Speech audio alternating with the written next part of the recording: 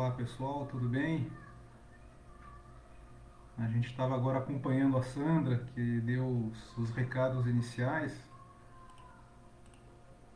E deixa eu ver se deu certo aqui, né?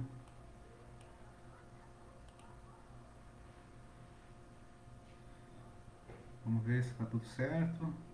Ó, tem duas pessoas aqui acompanhando. Agora tem quatro pessoas. Vocês estão ouvindo bem, pessoal? Se vocês puderem colocar aqui do lado. Aí, Idri, tudo bem? Bom dia, bom dia. O Centro Espírita Vovô Nestor deu bom dia também. Deve ser a Sandra ou a Cris. Então tá funcionando, né? Tá tudo funcionando. Perfeito. Então depois da gente acompanhar o início aqui do estudo de hoje, da palestra de hoje com a Sandra passou alguns recados, falou um pouco sobre as atividades do centro e a gente fez uma bela oração junto, né? Para acalmar o coração, para deixar a nossa mente aberta para o ensinamento de hoje, para a reflexão de hoje e também para a gente aproveitar o dia. Sempre muito bacana. Eu vi que a Adriana fez a nossa vibração de hoje de manhã. Ficou muito bom, muito bacana. E a gente continua nesse formato virtual, né, fazendo as palestras à distância, os estudos. E nada melhor, né, do que a gente mergulhar nesse convite que a doutrina espírita faz de reviver, de reinterpretar, de resgatar o que foi ensinado por Jesus na sua sabedoria judaica, tão bonita, tão profunda em termos espirituais, para deixar o nosso dia mais leve, né? Deixar as nossas experiências mundanas mais oportunas, mais tranquilas e aos poucos permitir, né, que a gente consiga colocar um tijolinho após o outro, um dia após o outro, na construção do reino de Deus, dessa fortaleza de paz que todos nós buscamos em nossa consciência e nossos corações. Então hoje a gente vai fazer uma reflexão que me veio depois de um evangelho no lar que a gente fez na casa da minha mãe, junto com a minha irmã, a minha esposa, algumas semanas atrás, e a gente leu uma mensagem do livro Vinha de Luz, mensagem número 113, chamada A Fuga.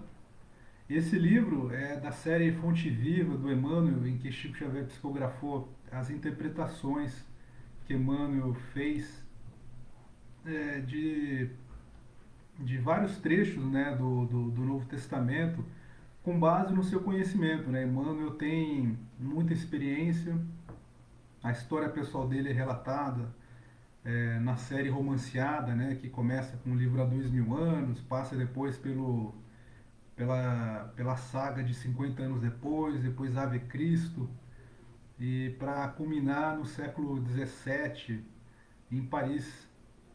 Uma história muito bacana também, que vale a pena rememorar e aprender com eles, com os personagens que Emmanuel narra nessas histórias. E hoje a gente vai basear a nossa reflexão em cima dessa reflexão, desse estudo que Emmanuel faz no livro Vinha de Luz, capítulo 113, intitulado A Fuga, em que ele faz uma singela reflexão, mas porém muito concisa e muito profunda, a respeito do sermão profético. O sermão profético, ele está lá em Mateus, a partir do capítulo 24, a gente encontra ele entre o capítulo 24 e 25. Ele é a sequência de algumas discussões que Jesus teve com os fariseus e os saduceus, em que Jesus ele era constantemente testado, né, por essas figuras preeminentes da cultura judaica da época, e Jesus sempre questionou o discurso e o comportamento dessas pessoas. E Jesus, sendo uma figura que tentou resgatar e reinterpretar espiritualmente os ensinamentos mosaicos, ele fazia muita atenção e dava muito valor para a prática dos ensinamentos antigos. É aquilo que a gente aprende no Espiritismo. A gente aprende com as obras básicas e pela vasta literatura espírita que mais importante do que estudar, o passo próximo, o passo adiante, é pôr em prática tudo que a gente estuda. Não só no Espiritismo, né, mas tudo que a gente desenvolve enquanto conhecimento ao longo da vida, a gente precisa colocar em prática para que aquele conhecimento tenha razão de existir. Senão, acaba sendo um conjunto de conhecimento, de palavras, de ideias abstratas, sem ação prática, sem transformação prática em nossas vidas. E Jesus deu muita ênfase a isso, da gente ser coerente entre o que é falado, entre os nossos costumes, os nossos hábitos e a prática cotidiana. Como que a gente reage na vida social, na vida profissional, na vida familiar, mesmo sabendo que cada um de nós é uma criatura imperfeita, mas perfectível. E aí a gente vê nesse sermão profético, antes de entrar no sermão profético, que Jesus ele entre aspas, entra em conflito com os fariseus e tem os 7 ais, né? Ais, vós hipócritas, etc. Em que Jesus ele basicamente mostra a necessidade de deixar de lado a prática dos fariseus e seguir o que era ensinado pela sabedoria judaica, pelos ensinamentos mosaicos, no dia a dia. Porque um dos mandamentos, uma das condições fundamentais da cultura judaica é colocar em prática tudo o que Moisés ensinou. E na época de Jesus, como a gente vê ainda hoje na sociedade moderna, existia um distanciamento entre o que era falado e o que era praticado. E Jesus ele buscou combater isso. E na sequência desse embate final que Jesus teve com os fariseus e os doutores da lei da sua época, ele foi para o templo de Jerusalém e na saída do templo ele estava com os seus seguidores.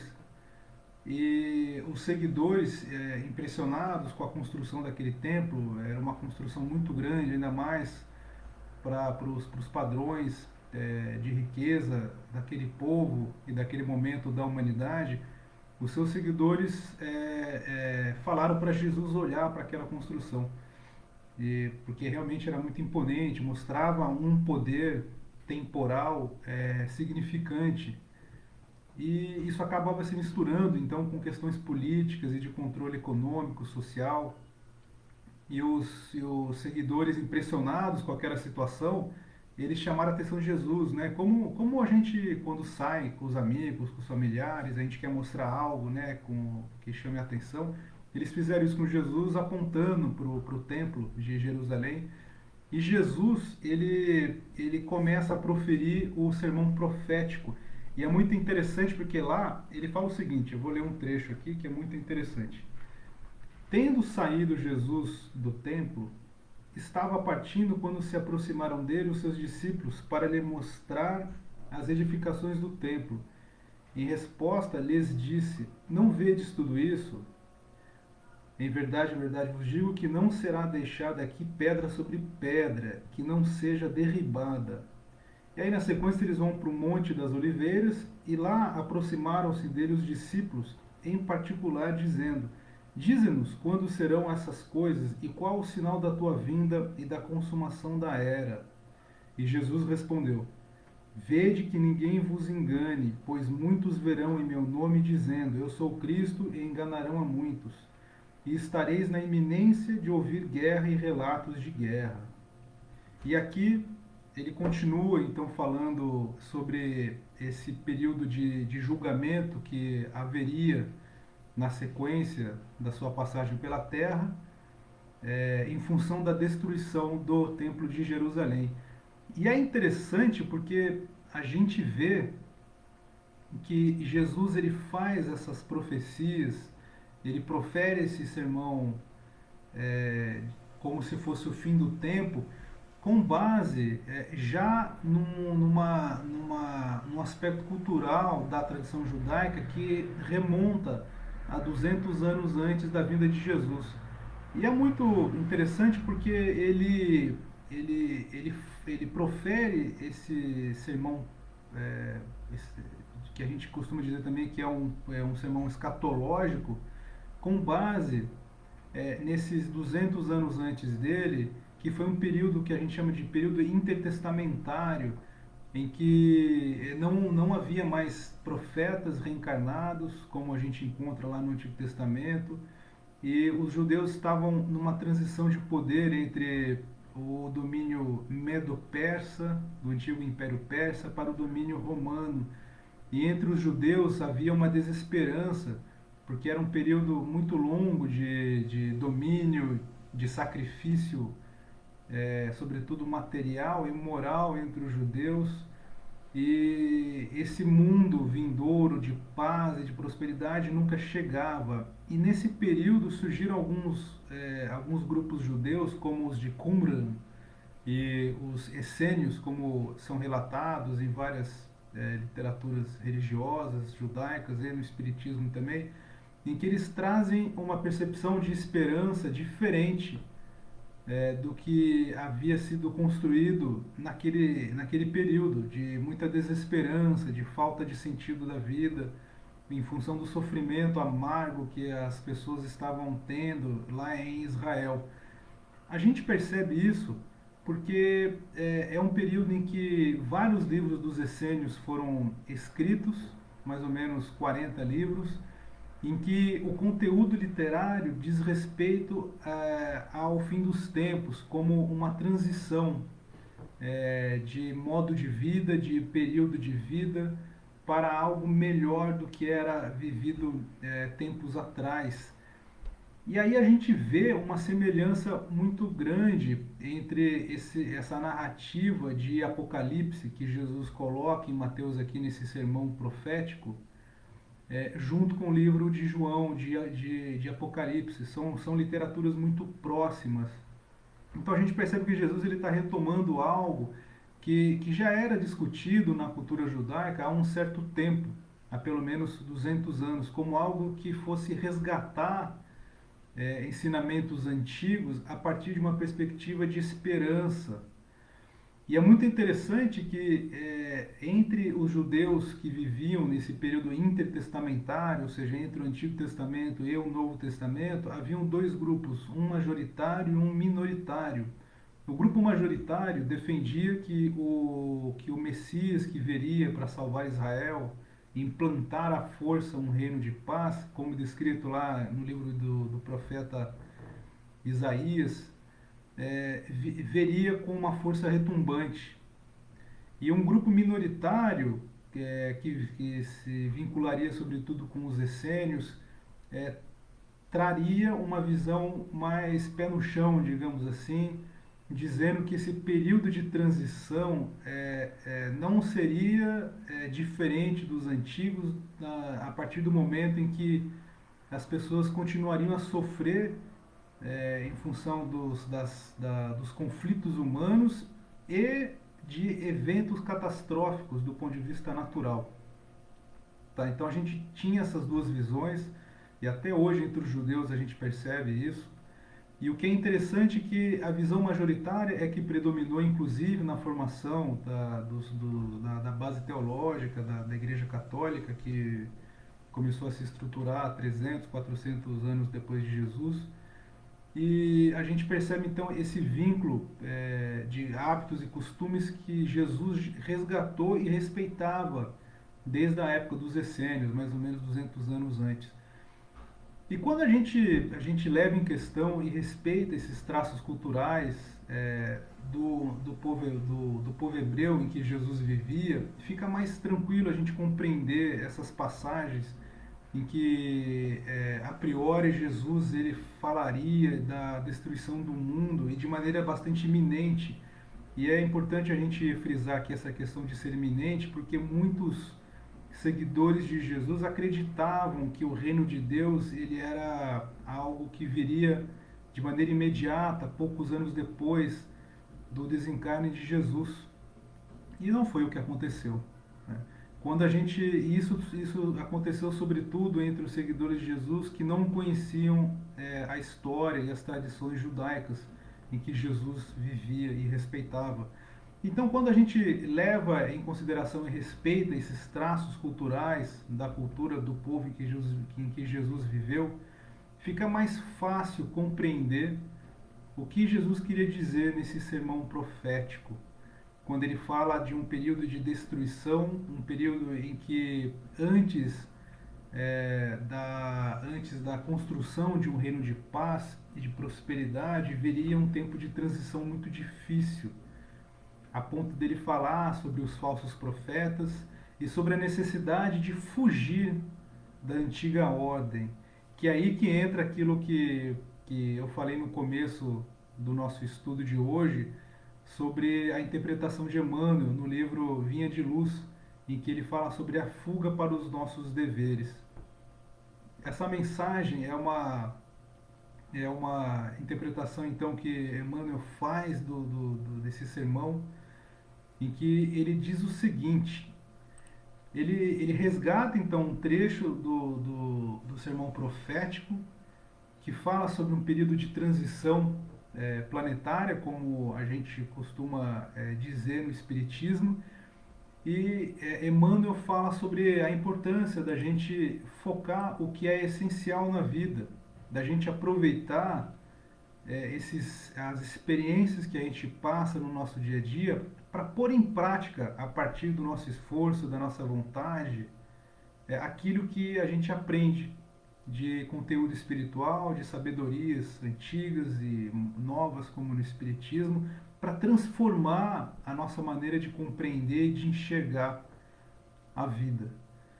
E é muito oportuno porque a gente muitas vezes, na nossa vida cotidiana, a gente é arrastado pela prática, pelos costumes, pelos hábitos que a gente desenvolve, e isso ocorre de maneira, às vezes, sem a gente perceber o que está acontecendo. A maneira de falar, a maneira de lidar com conflitos, a maneira de se portar diante de uma divergência de ideias, de divergência política.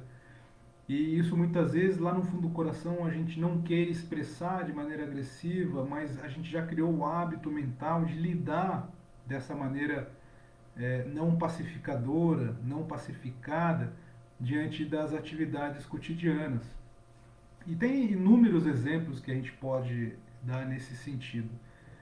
E é interessante que quando a gente começa a falar dessa transformação pessoal, da gente usar os ensinamentos espirituais mais elevados no dia a dia, na prática cotidiana, como caminho, ferramenta para a construção desse reino de Deus, de uma vida mais pacificada, com mais qualidade de vida, a gente percebe dificuldades e isso é bastante natural. A gente não consegue ser perfeito, uma vez que somos criaturas ainda bastante imperfeitas.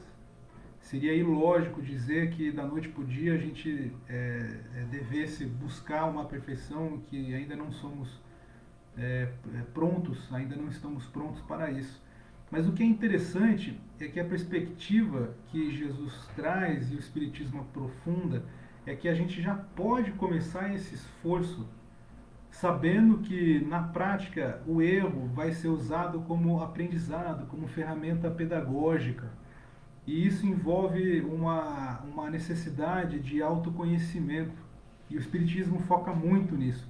Tanto é que no Evangelho, segundo o Espiritismo, a gente percebe claramente em mensagem de Santo Agostinho um convite ao autoconhecimento, um convite a descobrir o mundo interior que habita em cada um de nós, para saber as razões de agirmos de determinadas maneiras nas tarefas do cotidiano, nesses conflitos, nesses desafios a que somos expostos naturalmente. Ninguém pode fugir das situações difíceis da vida porque elas fazem parte desse ordenamento que vivemos e que chamamos de vida. E para a gente, muitas vezes, fugir, para a gente sair de uma situação problemática de costume de vida, a gente precisa tomar uma decisão difícil, dura, e muitas vezes diz respeito a abrir mão de uma zona de conforto no coração. E esse abrir mão, ele é doloroso, mesmo tendo consciência, ou seja, a gente racionalmente compreendendo que a situação é difícil, isso gera uma situação de sofrimento, isso gera um conflito interno devido a esse hábito que construímos ao longo do tempo, né, mesmo sendo nocivo para si. Tomar um exemplo simples, que diz respeito mais aos nossos costumes orgânicos, né? A alimentação, consumo de substâncias como cigarro, bebidas alcoólicas, e os estudos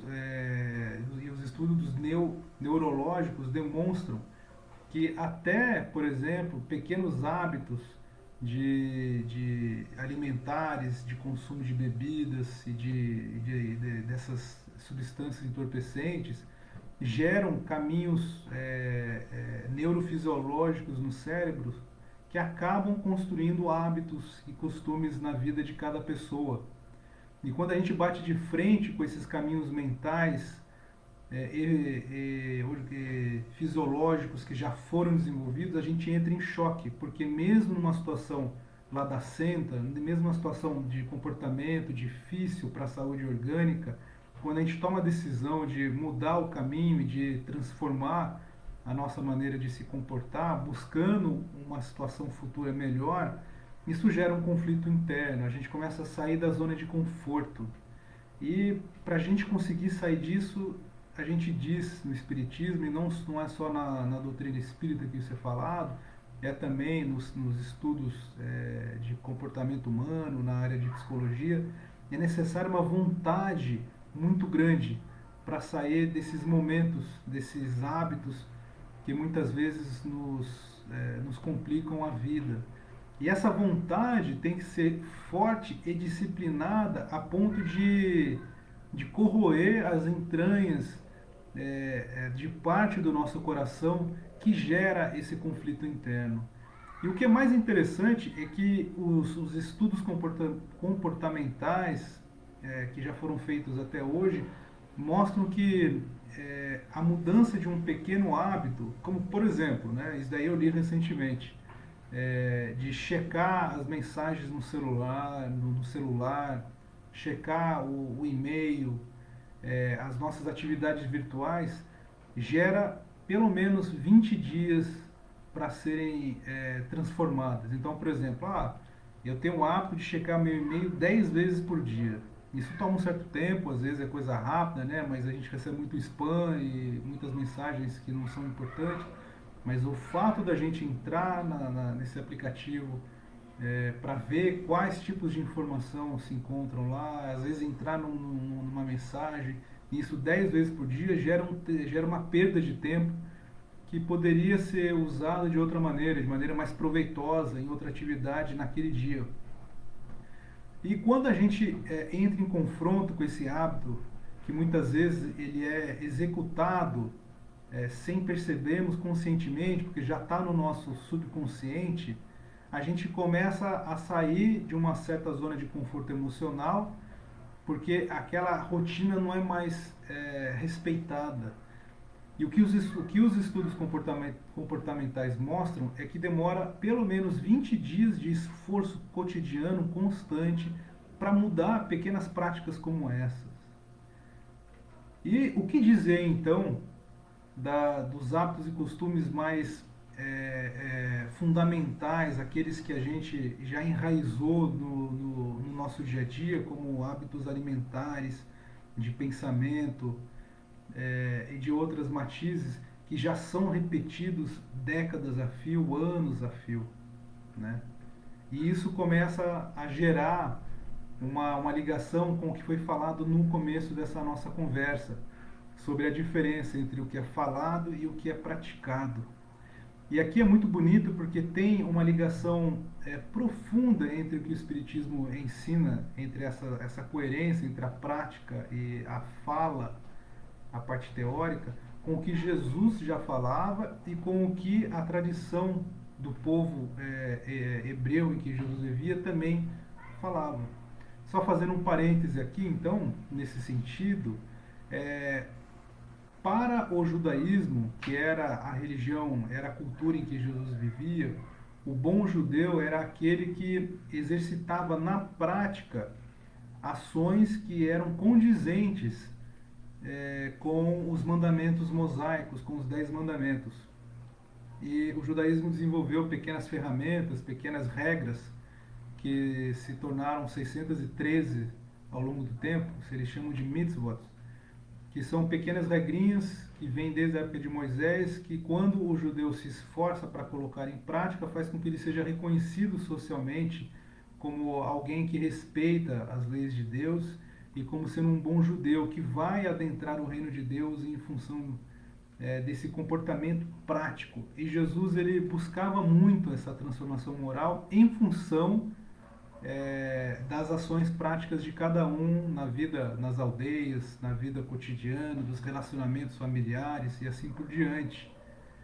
Então, quando alguém não mostrava ações coerentes com essa prática entre o que era falado e defendido pela tradição judaica e a transformação da vida material, da vida comunitária em que essa pessoa se encontrava, essa pessoa não seria chamada de filho de Deus e não adentraria o reino de Deus como os judeus falavam. E isso é muito próximo do que o Espiritismo ensina hoje em dia. E Jesus ele fala abertamente sobre isso. Por isso que o Espiritismo também ele é uma aproximação em relação ao que Jesus vivia, em reviver o cristianismo, no sentido de aproximar o que é dito teoricamente e o que é colocado em prática, mesmo sabendo da nossa imperfeição e da nossa falibilidade.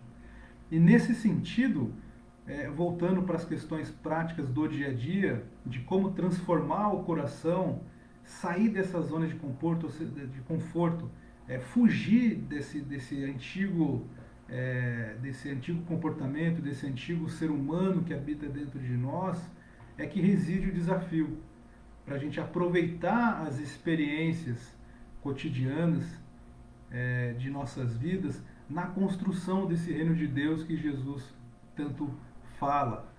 Nessa mensagem de Emmanuel que eu vou reproduzir aqui, ele fala o seguinte: a permanência nos círculos mais baixos da natureza institui para a alma um segundo modo de ser, em que a viciação se faz obsidente e imperiosa.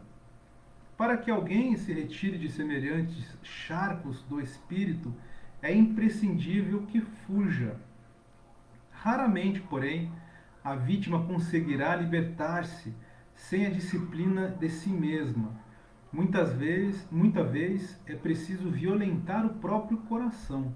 Somente assim demandará novos planos. Olha só que interessante que ele fala aqui. Muitas vezes é preciso violentar o próprio coração para demandar novos planos. A gente quer algo racionalmente, a gente compreende que o que era feito até aquele momento é prejudicial para o nosso desenvolvimento, a gente quer algo de novo e a decisão que a gente toma de construir um novo ser humano no coração acaba violentando esse mesmo coração. Parece paradoxal, né? Parece ambíguo, mas é o que realmente a gente sente e percebe nessas meditações que a gente faz quando toma a decisão de começar a se transformar aos poucos, sem martírio, sem sofrimento, porque a gente precisa sair da zona de conforto. A gente precisa bater de frente com aquilo que nos traz uma suposta satisfação, porque a gente sabe que o que há de vir no futuro, em termos de satisfação emocional, de compreensão intelectual da vida, é melhor. E essa mudança gera pequenos traumas, gera necessidade de enfrentamento interno, subjetivo, bastante desafiador. E aí a mensagem de Emmanuel continua da seguinte maneira: justo, pois, recorrer à imagem do Mestre Jesus quando se reportou ao planeta, em geral, salientando as necessidades do indivíduo. É conveniente a todo aprendiz a fuga proveitosa da região lodacenta da vida, enquanto não chega o inverno ou os derradeiros recursos de tempo, recebido para o serviço humano. Aqui bastante interessante também, porque ele fala sobre a gente buscar essa transformação de comportamento para uma nova vida antes da chegada do inverno. E por que, que ele fala isso? Aí é o link que a gente faz com o sermão profético que Jesus fez e está registrado no Evangelho de Mateus, capítulo 24. Lá no Evangelho de Mateus, mais para frente, quando ele começa a falar sobre a necessidade da gente se transformar, de que aquele templo em Jerusalém seria derrubado, e prestar atenção aos falsos profetas, ele fala o seguinte, ó, ele fala que era necessário orar para que a vossa fuga dos antigos padrões de comportamento não aconteça no inverno nem no sábado. E é interessante aqui porque ele fala sobre a necessidade de fugir desse mundo antigo, para que não seja no inverno nem no sábado, fazendo menção aos aspectos culturais e os costumes do seu povo. Como eles eram judeus, eles iam muito ao templo, geralmente todo sábado, era uma questão de regra, de lei, era mandatório. E muitas pessoas faziam isso de praxe, como muitas vezes a gente encontra na vida moderna irmãos, colegas, amigos, familiares que vão à igreja de domingo por uma questão de costume. Né? É claro que talvez possa gerar um conforto, né, naquele ambiente que pode ser mais tranquilo, mais sereno, mas se não houver uma transformação no dia a dia de segunda a sexta, durante a semana, aquela experiência lá na missa, lá na igreja, ou no centro espírita, de domingo de manhã, não vai surtir muito efeito na hora de você passar de um período de transformação, um período de vida planetária, em algum momento. E esse sermão profético fala exatamente sobre isso, da transição planetária, como a gente começou a falar lá no começo da nossa palestra. É interessante porque aqui, mais uma vez, né, é um link entre o que o Espiritismo ensina e o que a tradição judaica de Jesus já falava há 2000 anos. Jesus fala claramente que de tempos em tempos o planeta passa por mudanças e que é necessário a gente se preparar interiormente, aproveitando as oportunidades de vida, através desse esforço próprio, para estar preparado, pronto, quando essa transformação vier. E aí ele dá esse recado, né? Ó, é importante que essa fuga desse padrão antigo, desse templo de Jerusalém antigo, não ocorra no inverno nem no sábado, porque quando o inverno chegar e a gente não estiver preparado com os mantimentos em casa, aí é uma simbologia que ele faz, não vai adiantar nada a gente não ter os mantimentos em casa e não estar preparado para enfrentar o inverno, essa caminhada que vai ter que ser feita num período de muito frio, de neve e de necessidades orgânicas maiores do que quando está quente. E quando ele fala sobre fugir do sábado, é exatamente por isso que o sábado é um dia sagrado para o judeu, na época de Jesus também era assim, e as pessoas tinham o hábito de ir ao templo de sábado, e sendo um dia santo, um dia diferente dos outros, eles não tinham o hábito de fazer grandes tarefas, de executar grandes tarefas nesse dia do sábado. Então era penoso você mudar o seu comportamento em plena atividade que já era corriqueira há séculos, há milênios. E Jesus fala sobre isso, fazendo essa menção ao aspecto hipócrita do comportamento humano. Ó, mais importante do que fugir, do que ir ao templo de sábado e se preparar para o inverno, é importante a gente buscar também a nossa transformação interna, porque de tempos em tempos o nosso planeta passa por transformações evolutivas, no sentido de possibilitar uma nova era de comportamento, de experiências individuais e sociais. E quando isso acontece, quando esse momento de transição acontece, aqueles que não estiverem preparados interiormente não conseguirão aproveitar as experiências desse novo planeta e deverão continuar o seu processo evolutivo em outro local. Olha só quanta coisa a ser discutida e ser pensada, meditada numa mensagem tão curta. E na sequência ele continua falando o seguinte: cada homem possui com a existência uma série de estações e uma relação de dias, estruturada em precioso cálculo de probabilidades. Razoável se torna que o trabalhador aproveite a primavera da mocidade, o verão das forças físicas e o outono da reflexão, para a grande viagem do interior para o superior. Olha que bonito! Entretanto, a maioria aguarda o inverno da velhice do sofrimento, ou do sofrimento irremediável na terra, quando o ensejo de trabalho está findo.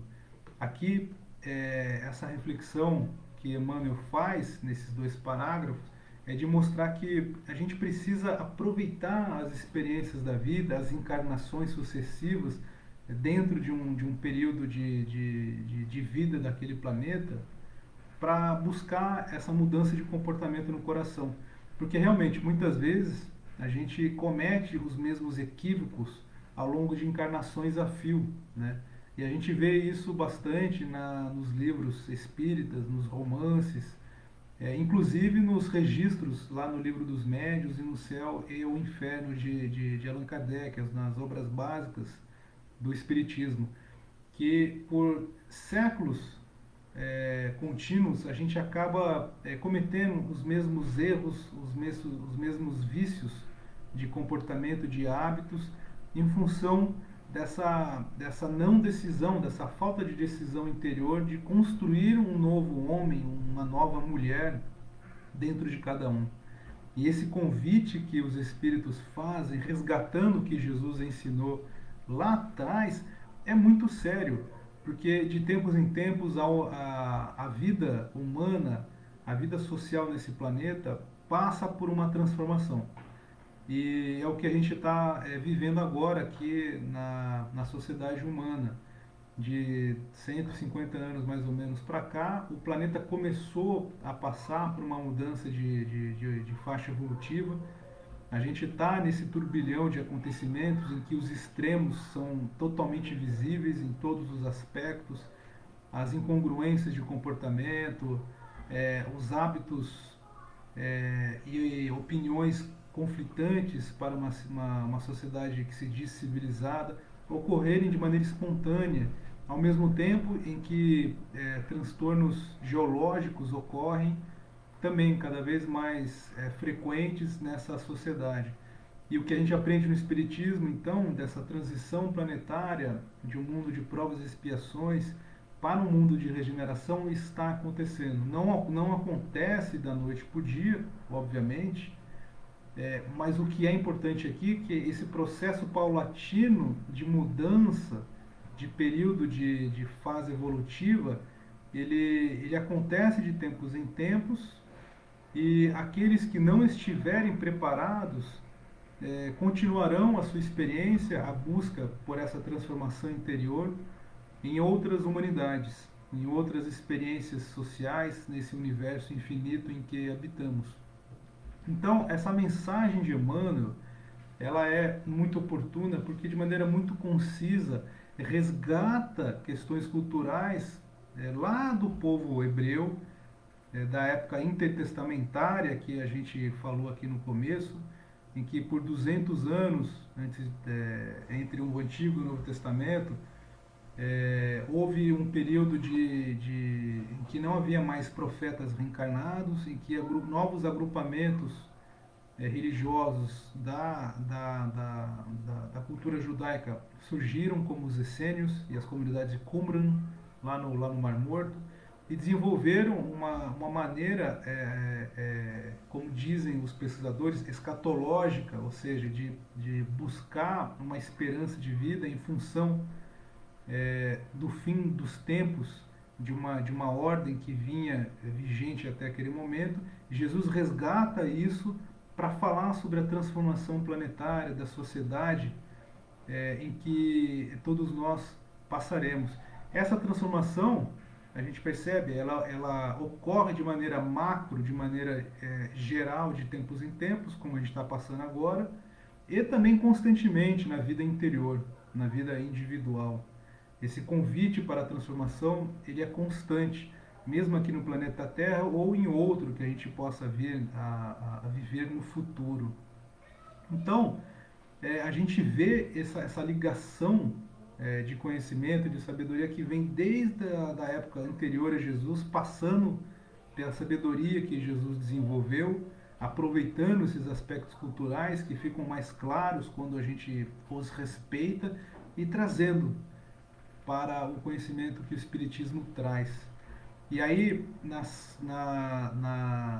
no parágrafo final dessa mensagem de Emmanuel, a fuga para os nossos deveres, como esse convite necessário para a gente buscar a aplicação desses ensinamentos espirituais, dessa sabedoria na vida prática e, consequentemente, construir esse reino de Deus no coração, a gente vê o seguinte: as possibilidades para determinada experiência jazem esgotadas.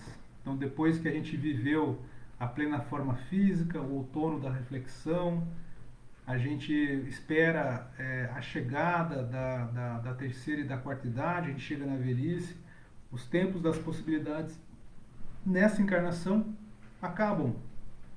Não é o fim da vida, ele continua, mas o termo de preciosa concessão, ou seja, é o fim de um pacote de experiências que foi oferecido pela vida, que foi oferecido por Deus para o nosso desenvolvimento. E naturalmente, Emmanuel continua aqui, o servidor descuidado que deixou para sábado o trabalho que deveria executar na segunda-feira, ou seja, já está alguns dias atrasado, será obrigado a recapitular a tarefa, sabe Deus quando. Então, aqui ele faz um aviso, né, um alerta de que quando a gente persiste em não aproveitar essas experiências de transformação moral, intelectual ao longo das encarnações sucessivas, chega um ponto em que a sociedade em que vivemos, ela precisa passar de uma fase a outra de evolução, e quando isso acontece, aqueles que não estiverem preparados para a nova forma de viver naquela sociedade serão convidados a continuar seu processo evolutivo em outras humanidades, em outros planetas. É claro que na época de Jesus eles não falavam dessa maneira, a linguagem era outra, a língua hebraica e o aramaico são línguas muito concretas, sem muita possibilidade de raciocínios abstratos e de uma linguagem mais rebuscada, muito pé no chão. E a maneira que Jesus ele usava as suas características linguísticas era muito objetivo, muito direto, de acordo com a maneira com que o povo compreendia naquela época. Por isso que esse sermão profético, às vezes, ele pode ser mal compreendido, mal interpretado, em função dessa objetividade que a língua hebraica a língua hebraica e a língua aramaica têm como característica.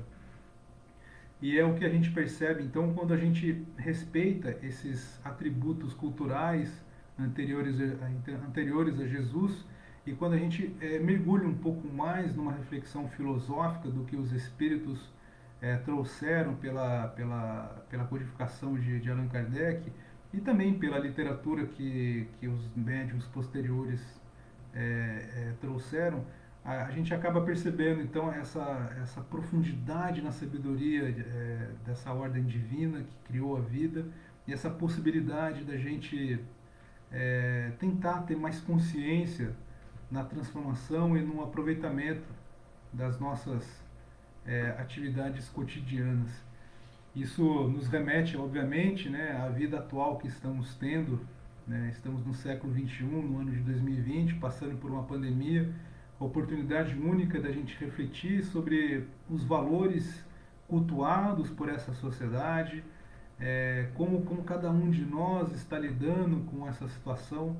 E muitas vezes, falando de hábitos e costumes, a gente está em conflito nesse momento em função desses costumes que eram seguidos até o início da pandemia, em que a gente foi obrigado a se resguardar em casa o máximo de tempo possível, mesmo diante de uma precariedade econômica, material, que prejudica, está prejudicando a vida de muitos irmãos encarnados aqui neste momento.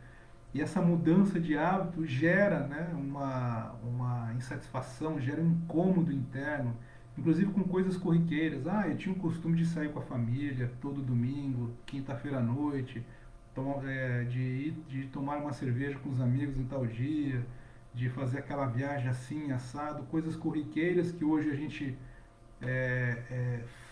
pode fazer, mas de maneira muito mais controlada, muito mais preocupada, gera essa mudança, gera esse incômodo interno. E também, mesmo diante desse incômodo, não deixa de ser uma situação, uma oportunidade de buscar uma compreensão diferente, uma reflexão diferente sobre a vida, sobre a temporalidade dessa existência, a impermanência das nossas ações e a característica dinâmica que a vida nos oferece constantemente, de que hoje estamos aqui conversando, mas a gente não sabe concretamente o que vai acontecer no futuro. E esse convite que Jesus faz, que os espíritos fazem na doutrina espírita, é muito bonito e nos traz um consolo e uma esperança da gente confiar nas leis que foram criadas por Deus para o convívio e para a vida nessa dimensão e buscar, sobretudo, o aproveitamento espiritual de cada experiência, de cada momento da vida, como uma oportunidade única, como uma pedra preciosa que vai fazer com que a gente ascenda cada vez mais na compreensão espiritual da vida, nos aproximando aos poucos desse conceito de Deus, dessa essência divina que já habita dentro de nós, como uma semente que espera esse brotar, esse momento de se transformar numa árvore frondosa que possibilitará um aproveitamento, que possibilitará uma maneira de enxergar a vida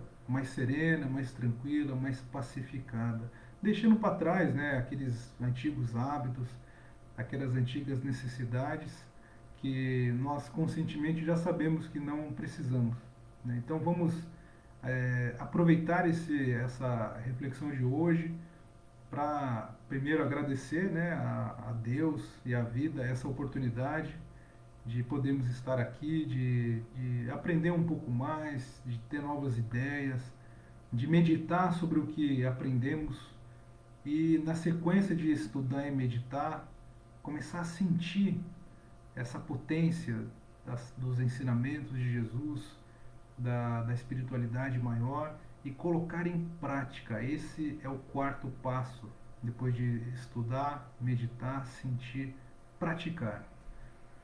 Essa ação, praticar, é o caminho mais certo para a gente construir algo de novo no coração. A gente expandir a maneira de compreender a vida e de aproveitar a nossa existência aqui neste planeta. Então, meus queridos amigos, né, já falamos bastante, né, são 11 horas da manhã. Muito interessante a gente desdobrar pequenas mensagens como essa, né, no livro Vinha de Luz, de Emmanuel, psicografado por Francisco Cândido Xavier. em que em poucas linhas a gente vê uma relação histórica cultural que vem desde a época anterior a Jesus, vindo aos tempos modernos e vendo essa lógica maravilhosa que o Espiritismo traz, trazendo consolo, esperança, e uma vontade, né, de mergulhar ainda mais, né, nesse convite de conhecimento e de transformação moral. Então, meus queridos amigos, esse foi o estudo de hoje, a palestra de hoje. É muito bacana a gente poder então mergulhar nesse mundo. Se alguém tiver alguma dúvida, temos aí alguns minutos, pode colocar aqui no chat aqui, nos comentários, e sempre levar esse convite adiante, né, para mergulhar nesse conhecimento que o Espiritismo traz, de mergulhar nos estudos bíblicos também como maneira da gente se aproximar de outras religiões, de compreender os pontos de vista e de mostrar realmente esse vínculo, né, que existe entre o Espiritismo e essa tradição tão antiga que Jesus nos trouxe, que é o cristianismo primitivo, né? Tudo bem, pessoal? Alguma dúvida aí? Vamos ver se tem algum comentário. Pena que não dá para interagir, né, de maneira mais direta, né, com as pessoas falando. Vamos ver aqui, vamos ver se aparece alguma coisa, senão a gente encerra aí nos próximos 2, 3 minutos, tá bom?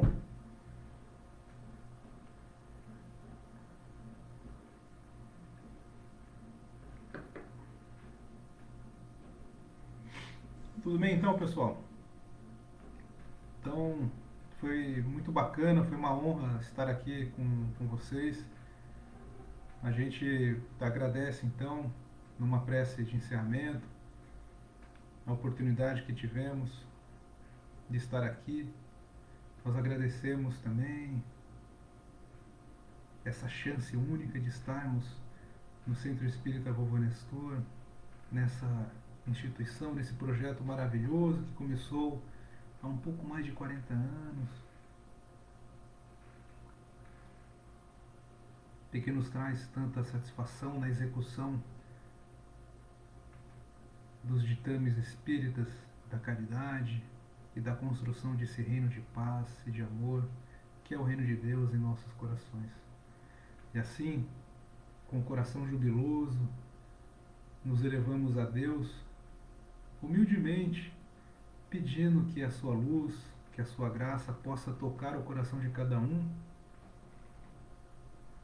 dos voluntários da creche, daqueles que seguem a doutrina, dos trabalhadores, dos funcionários, das 3 unidades, das crianças atendidas e de suas famílias, para que possamos todos, como foi dito hoje, aproveitar cada instante das experiências da vida que vivemos neste momento, como oportunidades de crescimento espiritual, de aprendizado, de equilíbrio emocional e de grandeza intelectual. Obrigado, Deus, pela oportunidade. E que possamos humildemente pôr em prática os seus ensinamentos de amor ao próximo e de caridade. Fique conosco, querido amigo Jesus, e que seu exemplo de coragem e de humildade nos acompanhe hoje e sempre. Que assim seja. Bom, é isso, meus queridos amigos. Muito bacana vê-los aqui. Então fiquem com Deus e nos vemos em breve, tá bom? Um abraço, até mais, tchau.